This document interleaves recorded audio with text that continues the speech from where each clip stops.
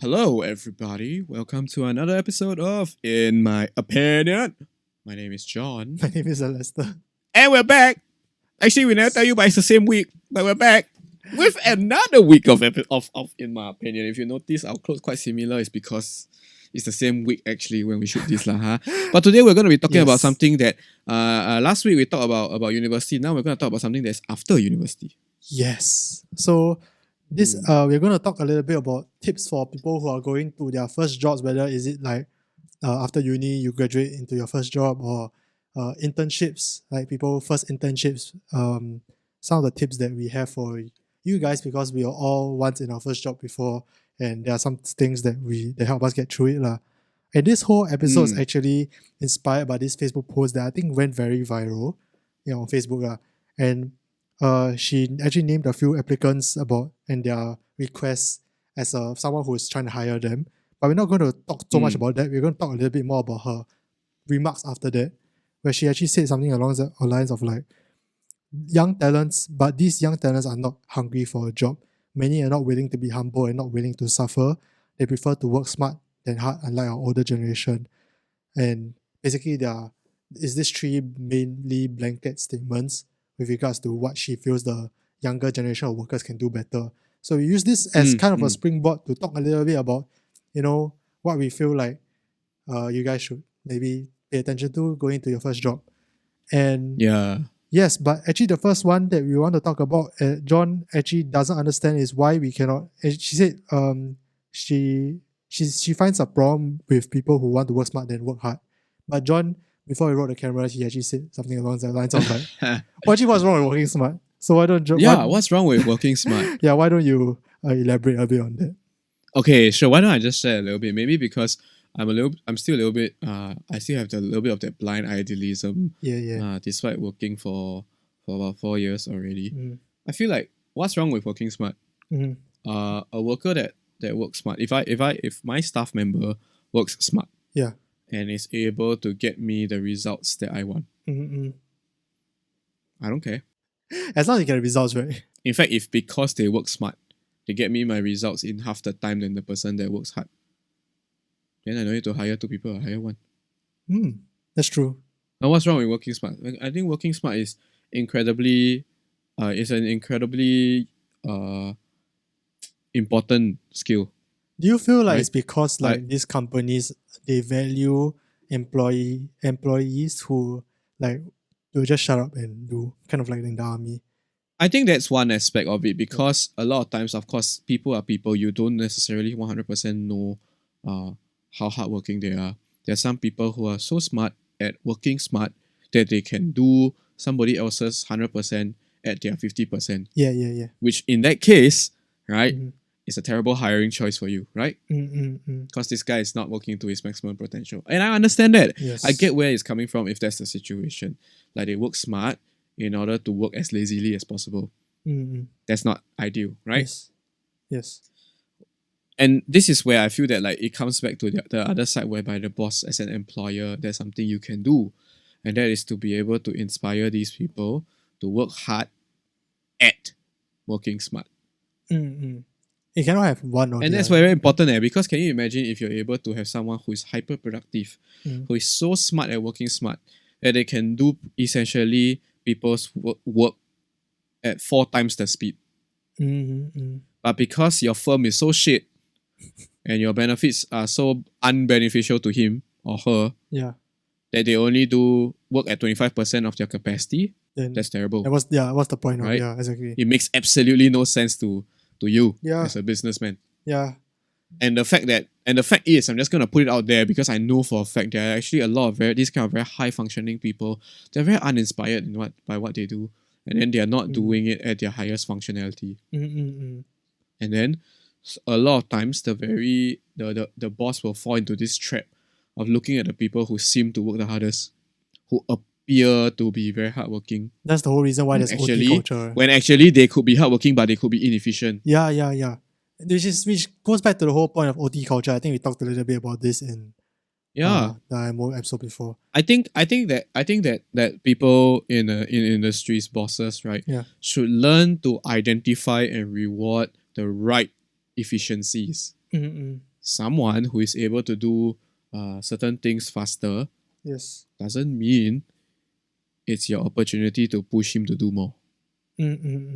But you can eventually result in that. Eventually, that should be your end goal in utilizing this person better. And I'm pretty sure all bosses know this. Yeah. It's just how you go about doing it. Yes. A lot of the times, people are able to function at this high functioning level because the current environment allows them to do it. But if you suddenly force them to do something that's different, they may become unhappy, they may become toxic. And then after that, this whole cycle of like, oh, young people don't want to work hard. That's not true. When you squeeze people awkwardly, they're not able to perform to their full potential as well. It's just the other side of it. That's true. In order to fully realize people's potential, you must give them room to stretch their legs. Yes. But it is also extremely essential to remind them of what the sort of like the values are. The main goal is, right? Like, I think... Yeah, the values of your organization are. Yeah. Or even smaller, if you're middle management, the values of your department are. Yes, I agree. I mean, even in TSL, like, because we are artists or creatives at heart, there are a lot of things that we do for the sake of art, which sometimes might not be very productive for the sake of a business, because TSL is a business, right? At the end of the day, sometimes we do need the management, and that's what the HOD is for, to set us in the right path and like ask us to like, hey, you can go ahead and do your stuff, but at the same time, remember what you're really doing this for. Remember there's a client behind these things. Remember that we are trying to aim for virality, etc., etc.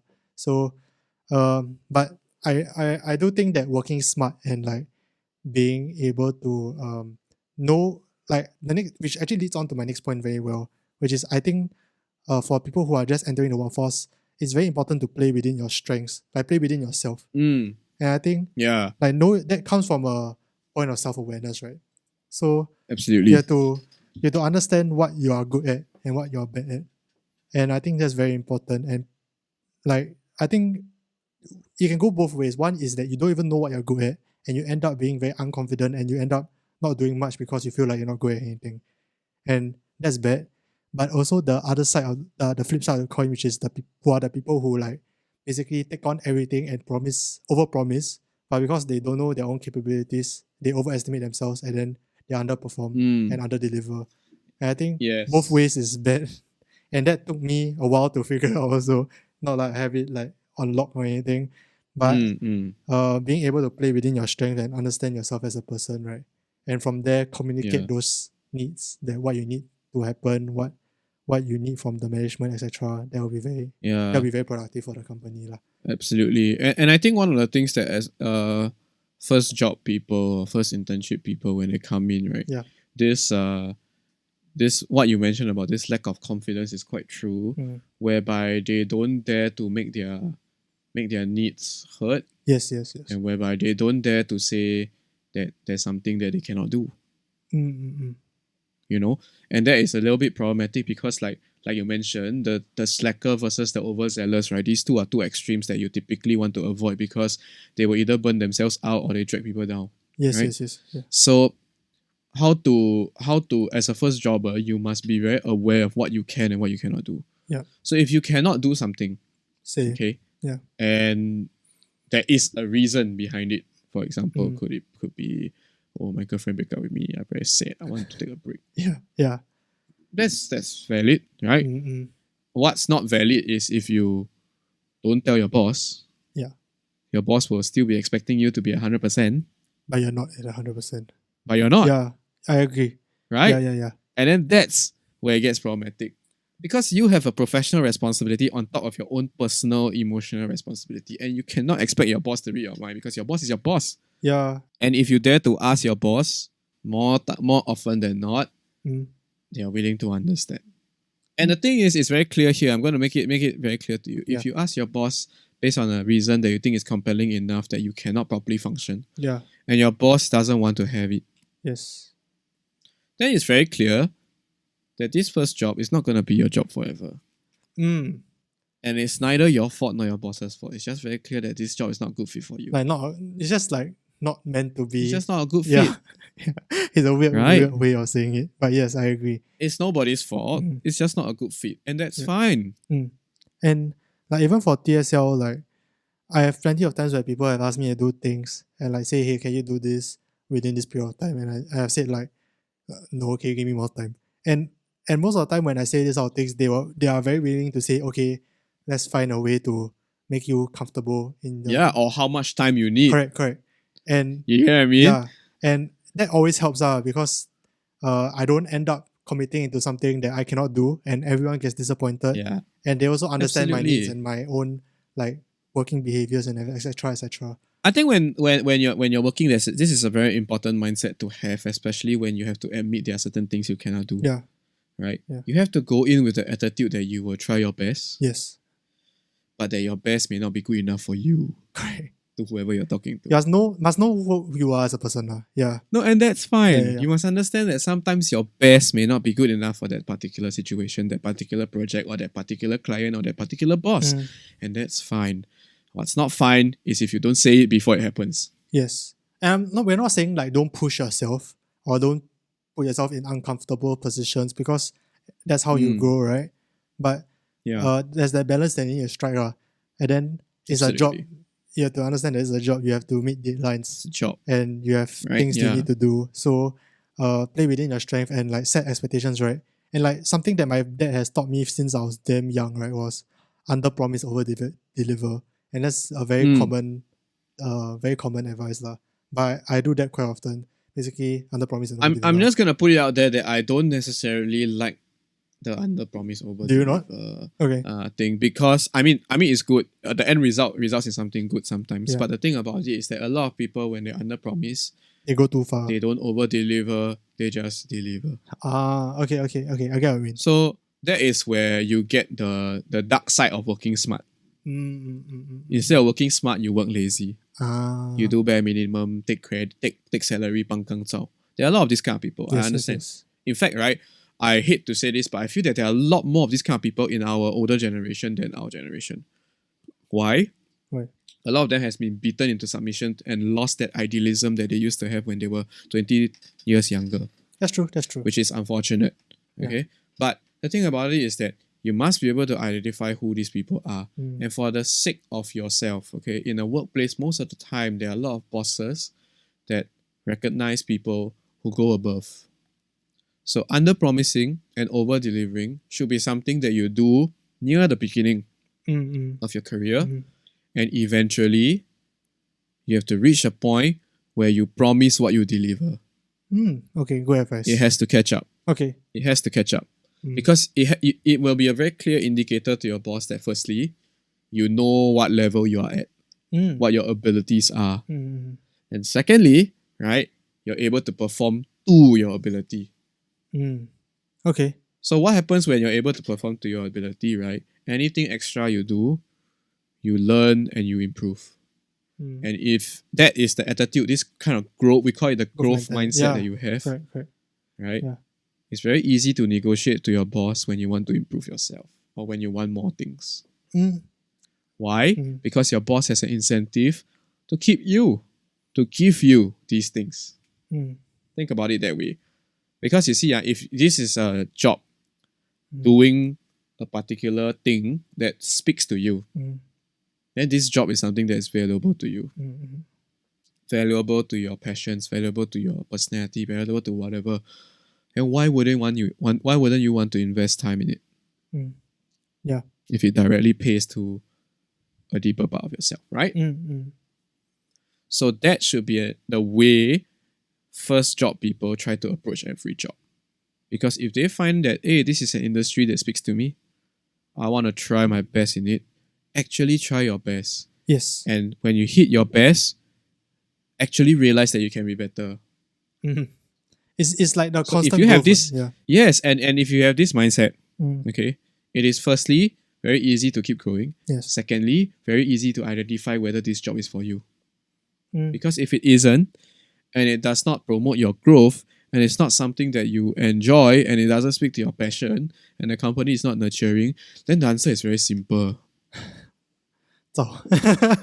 Stop being a first jobber, find your second job. Time to go in the second job. Yeah, right? I agree. Which is also fine. Yeah, because you see, you must understand that we all are adults here. We're growing up to be adults that eventually have to walk our own road, beat out our own path. Yes. You cannot be caught up in other people's teachings, other people's doctrines. You have to change your thinking so that your physical body can survive. Even though sometimes there's a mismatch. Yes. You need to be bigger than your problems. Yes. So if let's say your first job is the problem, you need to identify that you must be also willing to leave your first job. Which I think a lot of young people are afraid to do. It's true. I mean, that leads on to the next point I want to bring up, because we discussed a little bit off camera as well. I think a lot of people who first job, I don't know about you, John, but like when I first entered TSL as an intern, right, I was very scared of getting fired. Like very scared of making a mistake. You see, you are a different type of people from some applicants. Yeah. Some applicants not scared to be fired. Legit. I'm damn scared. I was so afraid. You have to motivate with a different thing. Yeah. Okay, I get what I mean. Right? Yeah. But I'm very sure there are a lot of applicants, especially within this like job economy, that's like pretty shitty, right? Like when they enter their first job, their thought is like, oh my god, I need to hold on to this. Oh my god, I hope I get converted, because like if not, I'm screwed. Like there are a lot of things, a lot of pressures on you. So one thing that John actually recommended is don't be afraid to make mistakes. And I feel when I heard it, I was like, a bit iffy about it. So like, okay, what's your opinion on this? Let me clarify that point. Yes, okay, yes. I'm not asking you to make it your job to make mistakes. No. That's not your job. Yes. Your job is to perform your function. But to perform your function, don't be afraid to make mistakes. Okay. And not I would say this, I use this term mistakes loosely, because I was just telling Lester just now that you must make constructive mistakes. So I do something, in the process of doing something, I mess up. Yeah. Because I was trying to achieve a goal. That's fine. Okay. That's fine. Perfectly fine. I think it's totally fine. Just don't do it again. Just learn from it. Is that not that's not difficult, yeah, right? Correct. I mean, just don't do the same thing again. Yes. Right? Yes. So why I say daringly make the mistakes, okay, while having an objective in mind. Firstly, right, you're not doing wrong things for the sake of it.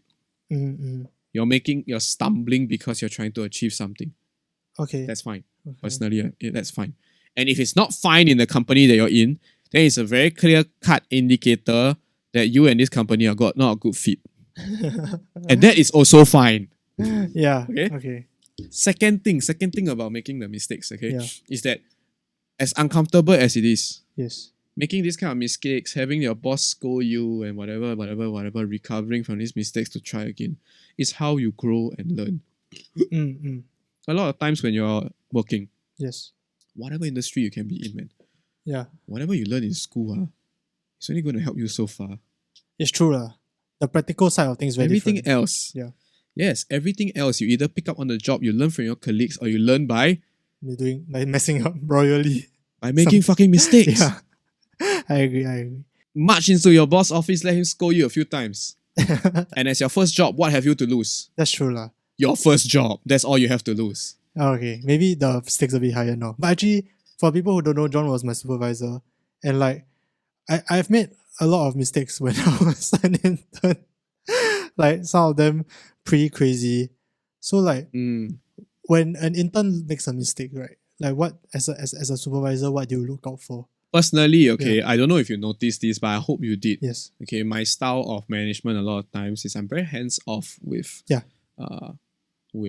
approach. I would rather I give your space to do what you need to do. Yeah. And then when you all need my help, I want you all to ask me for it and I will help you wholeheartedly. Yes. But if not, I encourage you all to figure out, to problem solve on your own. Correct, yeah. That's my style. Yes. So if let's say you do make a mistake, I will want to address this problem with you. Yes. While at the same time identifying how I may have been able to help you avoid the mistake. Okay. But like in terms of like evaluating an intern, right? What would you say is a bad way to react to a mistake and a good way to react to a mistake? Okay, I feel that a bad way of reacting to a mistake, right, is to purely lecture and discipline your staff member. Okay. Without firstly addressing that the problem is separate from this person. Yes. And secondly, giving the person a chance to redeem in that sense. Yeah, yes. Or to do better. Yeah. It's like, for example, if they do project A not so good, right? Yeah. Another similar project come out, you don't want to give them Mm-mm. without telling them why. That's a very typical reaction. And I think I've done it before, I went earlier in my career, and I think that's not fair. Okay. The other side of it is that whenever there's a mistake, right, upper management may come and tell me to please discipline your intern. Yeah. I will say yes, but I will choose to properly talk to my intern to help them understand. To talk to my staff member, help them understand. And I open with like, there are certain things that I didn't notice. Mm-hmm. I apologize for that. Yes.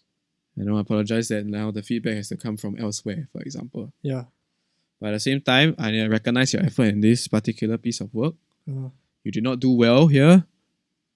Let's try harder next time. Yeah, let's do better. But like as an intern, let's say like as an intern, personally, let's say you mess up. Like what would be the ideal way of handling it? Because I'm quite sure I made mistakes, right? And I've handled it badly. Like for me personally, handling it badly is crumbling after that. Like I had this bad habit of crumbling. Personally, my suggestion is you try to separate your emotions from the matter. Yeah. It's very difficult to do, especially when people criticize your work or when it comes from a place of authority, but you need to do that. Once you're able to do that, right, then you'll be able to understand that, like, even if you don't agree or you're upset about certain decisions or certain things, right, work is work and you are you. Correct. Yeah. The reason you're hired here is to do a function. Yes. Even if there are some parts of it that you don't like. And it's important, that you don't let it affect your work ethic. You can definitely be upset at things. That's normal, man. We're all people. Why we cannot be upset about things? We definitely can. Yes. But it must not affect your work ethic. And this is a personal philosophy of mine. Because a lot of times, there are some times that, let's say, I'll do stuff in TSL where they ask me to do something that's different from what I believe in. And I don't show it, but I'm definitely in disagreement and I'm definitely upset. Yeah. And that's fine, because I tell myself, okay, what I'm upset is not the time when I should be having this discussion. Yes. When I'm upset, I want to take away myself from work. Mm. So I stay upset first. Upset finish already, then I come back. Yes. Then these two things are separate. Because when they're separate, then you understand that, like, okay, it's fine that I disagree. It's nothing personal lah. There's nothing personal to. There's absolutely criticisms. nothing wrong with people doing things that you disagree with. Yeah. People like to use chopstick. I use spoon. Why cannot? It's not personal lah. Right? Yeah. It's not personal. It's just a thing, right? But it must not affect your work ethic, because if, let's say, you do something that is not something you entirely believe in, right? But your boss is the one that asks you to do that, then you have a responsibility as a good employee to act out your function well. Okay. I feel like, my take on a lot of relationship problems is very similar to work problems. Yeah, okay. The answer is simple, but sometimes difficult to execute. Like, not a good fit. If it's not a good fit, call it quits. Okay. Not immediately, of course. You must always try to fix. Yes. Right? Yes. But if it's not a good fit, one thing that I feel a lot of first job people shouldn't be afraid to do is to recognize when to call it quits. Okay.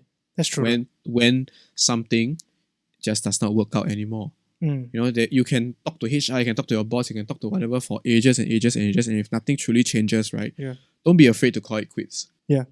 And I think for the mistakes thing, I want to go back a little bit about it, because when I first started making mistakes when I was in TSL and everything, like every time someone criticized my work for the first part of my career, that is, I think, quite inevitable that you end up thinking of it as a personal attack on you. That when they critique your work, you think of it as like they don't like you, or they don't like you as a person, etc. But like, I think it's a good. I think I remember one of the peer evaluation, like performance review that I did with John. He actually told me, like, you need to like learn how to separate it and like not take things into heart. I think that was one of the important things I learned in TSL. That's very important. Yeah.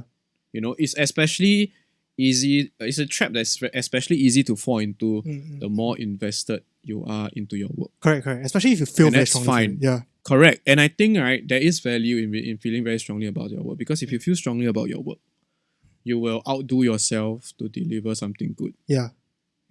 And I'm pretty sure a discerning boss and manager will recognize that. Yeah. That's one, right? The second trap that the flip side of that is that because you're very invested, you feel like every comment is a personal attack on your work. Yes. Firstly, feeling those things Valid. is fine. Yeah. Valid. It's fine. Yeah. But the problem comes when you let those things affect your function. You must understand, as much as we are a bunch of people in this company, unfortunately, in a workplace, everybody is just a function. Even your boss is a function. Even your manager is a function. They have a job scope and they have to do their job for the company. If they can't serve their function, yeah. And that's when people will feedback to HR, and then soon they will not be part of this equation. True. Yeah. Same for you as an employee. So if you're in your first job, you want to do well, make sure you are able to serve your function. Know your job scope. And that's very important. Yeah. Yeah. And like at the same time, right, within your function, you must also recognize where and how you can go above and beyond. Yeah. Because the thing about it is that when you do your work, if let's say you are very unfortunately in a company that does not recognize your above and beyond, firstly, that's fine. Secondly, you can look elsewhere, because why? No company exists on its own. Every company exists within an industry. And in an industry, you have multiple companies that you can go and try to find a good fit in. At the end of the day, it's like not the be all and end all if your first job doesn't go It's not badly. the be all and end all. But at the same time, it can feel like that when you don't step back to take a look. And when you don't step back and take a look while doing your job, you will suddenly lose yourself into something that may not necessarily speak to you, and then you feel miserable, and then you become one of those auntie uncles that like to complain about their job. Yes. Do you want to be an auntie uncle that complain about their job? No, then don't be like those auntie uncle. Don't. Just straight up don't. But yeah. I mean, it's a bit weird because we both technically only had one job. We only work at TSL. Yeah. But I mean, I don't claim to know everything, but the thing don't, about having a job that I have stayed in for a good 4 years, close to 4 years. Has it been 4 years? Holy shit. 4, right? Yeah. It's coming to 4 years. I think in January it'll be 4 Jesus, years. But okay, it has taught me a lot about what I need to be appreciative for and what I need to speak my mind about as well. Because a lot of times, I feel that a lot of bosses, I feel that working in TSL, I'm very fortunate because I have a boss that allows me to have mature conversations with him. But I'm just going to put it out there that I believe there are a lot of employers and a lot of bosses, a lot of managers that are willing to have mature conversations with you.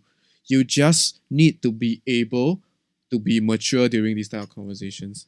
Tell them what you want, tell them what you don't want, tell them what you are suffering from, and tell them how you can improve yourself. Yes. That's about it. Because you see, your boss hired you to do a function.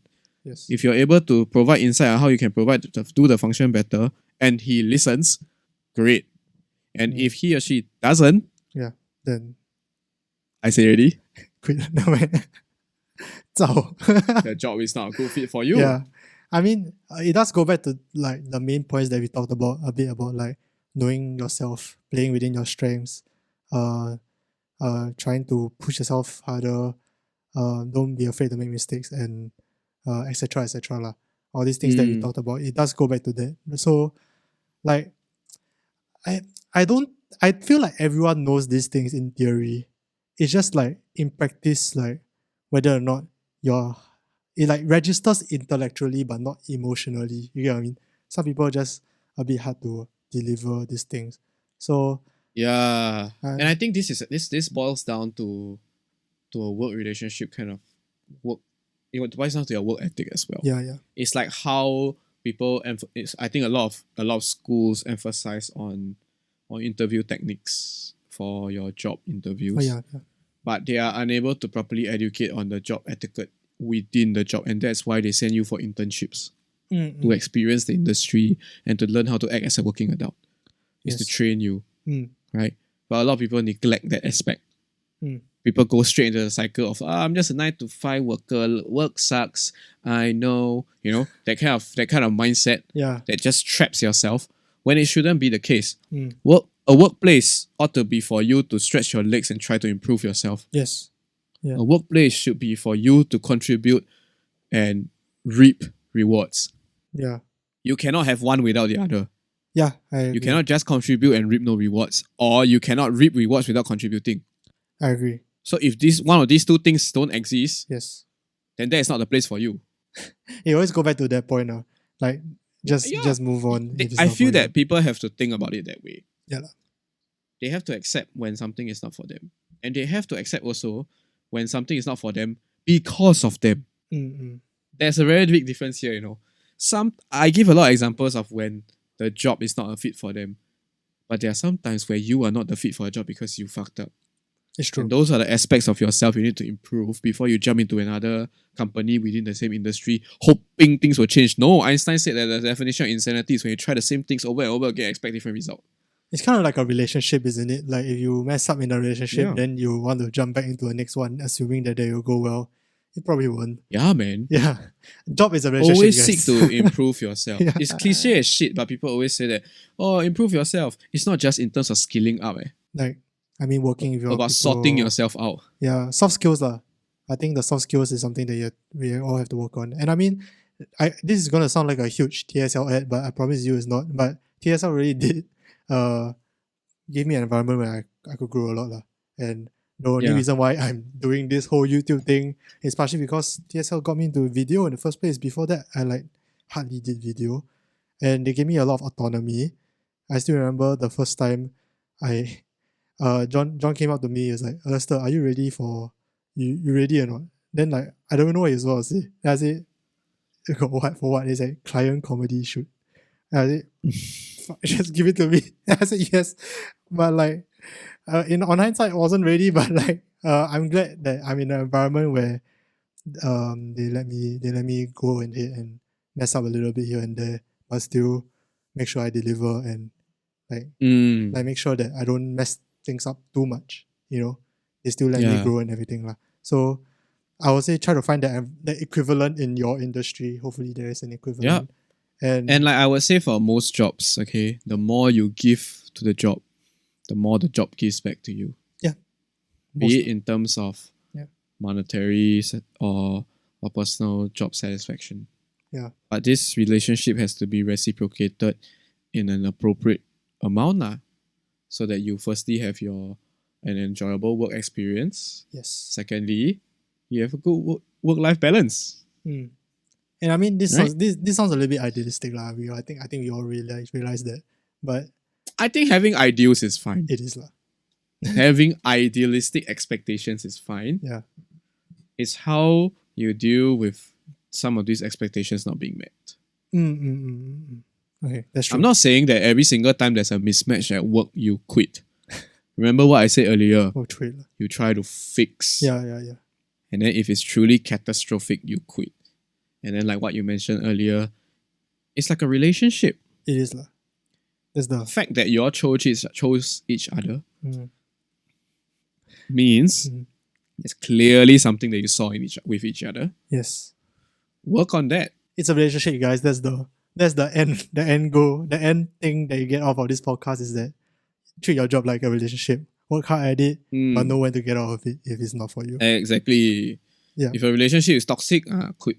Drop it like it's hot and go for drinks with your friends. Correct. But work hard at it. And if it work hard back at you, then get married with that. Okay, not necessarily, but yeah. Don't get married to your work. Still have some life. But basically, you know that this is a job that you can keep. Yes. But of course, for the sake of development, how we're very different people 5 years ago and now. Yes. You must see every once in a while whether you are still a good fit. A good fit. Yeah. Yeah.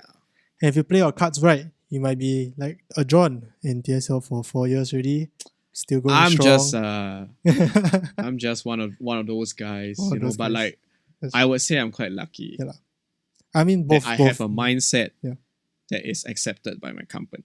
It's true. It's true. I don't think I know we're going off a tangent right now, but I think that John and I are both a bit I won't say eccentric, but we tend to do things our way, and we tend to be very, I would say stubborn, but we have a very clear thing of what we want and we want to do it our way. And most of the time, the thing we want sometimes are not really the standard, I guess. So yeah, I'm glad that despite all the times that I screwed up and Brian has talked to me, Brian, our boss, has talked to me, he's still willing to talk to me, you know, he still sit me down and go like, hey, this video is not good because etc etc etc, and I can have a conversation with him. And then, and then at the end of the day, it almost always ends with me agreeing with him lah. So at least we have that productive conversation that we can have. No, I think that's important, you know, what you mentioned about this. Yeah. Sometimes your boss can give you suggestions that you don't necessarily agree in, but then you still follow. Yeah. But the fact that you tried, right, means you discovered at minimum, firstly, what you cannot do. Yes. Yeah. Secondly, you never stop trying. Correct. Yeah. Right? You never stop trying new things to make things better. Not trying for the sake of fucking up, or not trying because you want to do whatever the fuck you want. No. Yeah. Trying because you want to make things better. And I think that's a good type of trying. And that's what I mean by constructive mistakes. Yes. Try new things for the sake of efficiency. That should be respected. Of course, you must not try things so ridiculous and then after that you expect your boss to, hello, listen to me, I know better. No. This is where the earlier point where you mentioned about humility is very important. Yeah. You make a mistake, you own up to it, you make it better. Know yourself lah. Know yourself. Know that you're not all knowing. You make mistakes, and if you do own up to it, which is exactly like a relationship. It's like a relationship, guys. And that's the thought that we're going to leave you guys off on. It's just like a relationship. And yes, if you have any tips on how to survive your work life, or if you have any tips to get out of a job that is terrible, leave it in the comments below. And at the same time, I'm just going to remind you again to go and follow us on Instagram. Yes. IMO.pod. Yes. Something more exciting stuff will be coming on. Yes. And yeah. Yeah, I mean, if any advice for us, we are still on our first job, so like we don't know much. So if any advice for us, any advice from more experienced workers in the workforce already, you can leave it down in the comments below. Let's have a nice, helpful community going. And with that, see you guys next week. Thank you guys so much for watching and stay safe, guys. Peace. Bye. Peace out, guys.